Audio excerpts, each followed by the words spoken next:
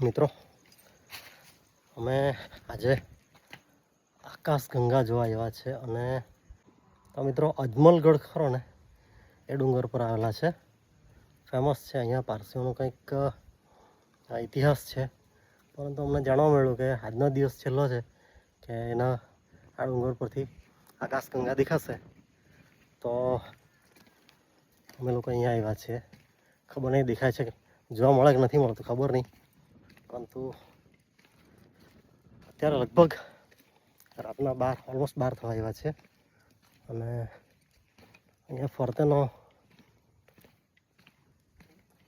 ગામડામાંથી જે પ્રકાશ આવે એના કારણે વાતાવરણ જે ક્લીન હોવું છે તે નથી, પ્લસ વાદળો છે.